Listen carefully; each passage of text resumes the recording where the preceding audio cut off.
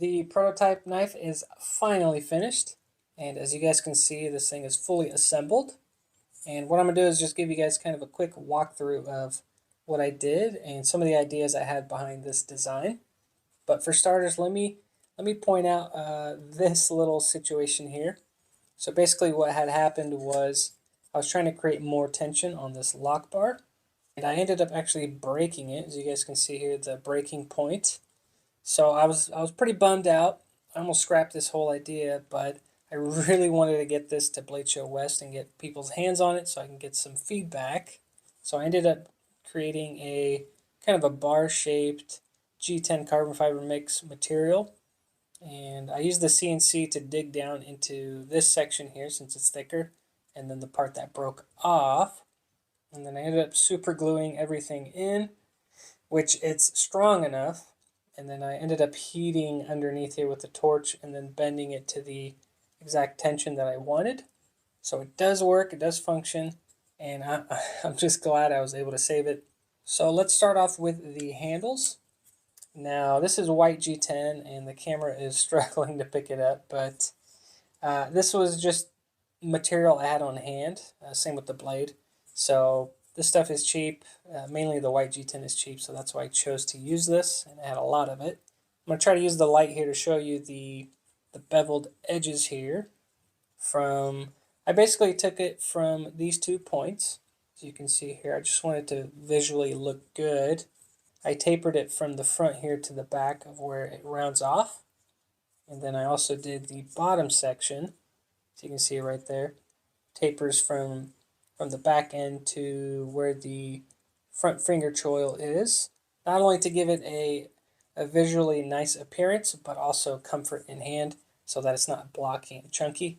I also added a chamfer all the way around the scales, again to make it more comfortable in hand. Now for the pocket clip, I used the same material as I did the blade, so the carbon fiber G10 mix. It's a really cool material. I ended up putting it centered in the back, but I kind of wish I would have brought it just a little bit lower to cover more of this lock bar cutout here. But the pocket clip functions.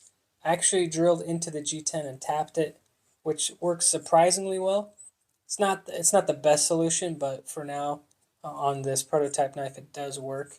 Tension's really, really good. Now I tried to keep minimal hardware here. So just the pivot pin and then 4 screws for the barrel spacers here. And then you also have your stop pin. As you guys can see, it is riding on bearings. So all I did was I took some hardened steel washers, recessed them into the blade and the scales, super glued them in, and then the bearings obviously are riding on those steel hardened washers. So this thing is surprisingly smooth, and let's get into the action of this thing. So it does work, the thumb, spidey flick, and then I also have a front flipper tab that works really, really well, surprisingly well, and it was something I wanted to achieve, but if it didn't work, not a big deal. Again, a prototype knife. All the forms of deployment do work really, really well. Now I did add some jimping on the front, very, very aggressive jimping, and I didn't go all the way here on the harpoon section, and I'll explain why. So when it is deployed and you're gripping this knife, you do have its function back here. It does grip the thumb, and basically the harpoon shape will lock the thumb in place. And I left it smooth because I didn't want it to be annoying on the thumb. I just really wanted it to be comfortable, and it's doing just that, so I'm really, really happy with that. Now if the ball detent was riding on steel, it'd be a lot smoother. But again, this is actually surprisingly smooth for riding on the G10 material. And it doesn't take much to deploy this blade. So at Blade Show West, I'm just going to let people know you don't have to give it your all to deploy this thing. So it's interesting. Now we can talk about the blade here. So I don't have a belt grinder.